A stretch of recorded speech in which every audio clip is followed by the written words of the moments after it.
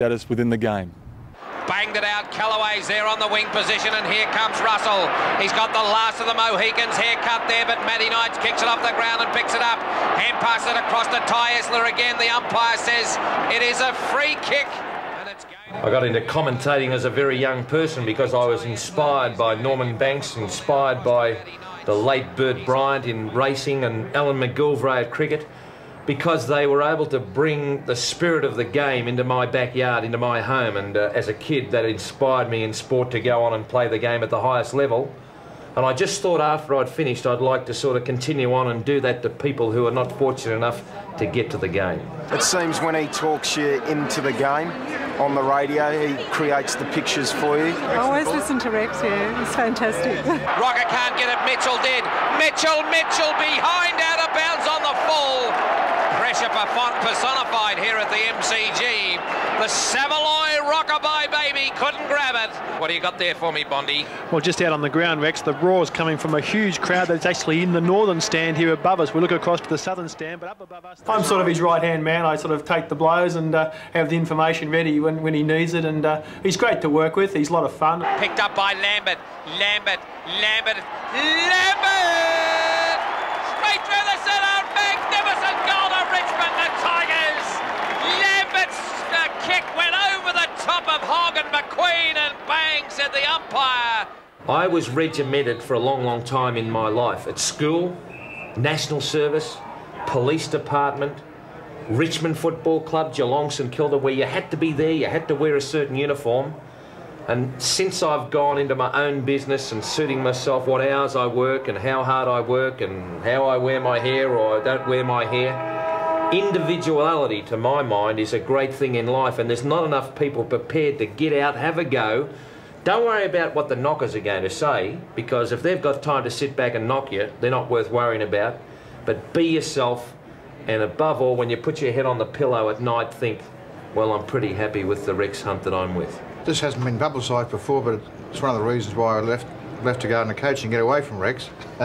My eardrums couldn't take it any longer.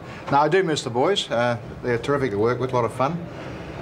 We have the serious view of football and also have some entertainment along the way, and Rex is very important in that, but he's also very genuine about his love of the game. Nace has got it towards a goal!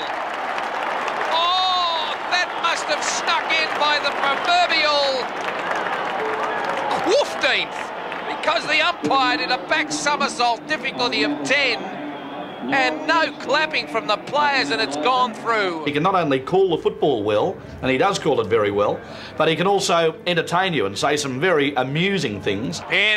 Spinning back into play, and Esler knocked it out, looking for Bauer, close to the boundary line and over bounds.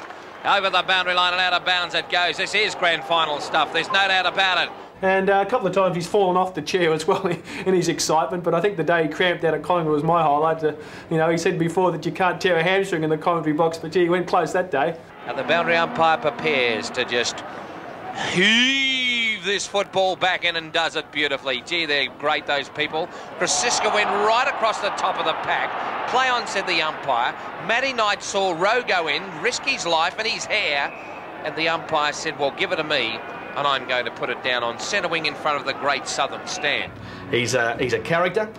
He's bigger than life almost at the moment, and he's got a huge following for one reason, and that's because he's himself. I've got a pretty interesting philosophy in life. It's called KISS. It's called keep it simple, stupid. Don't try to be something you're not, and don't try to read something into it if it's not there. I think my success, Ian, right around the board in relation to fishing on television and radio commentary with football is that I dare to be different. I'm Rex Hunt and you're not. That's my cat's cry. I don't put on any airs and graces. If I think someone's done the wrong thing, I'll say so.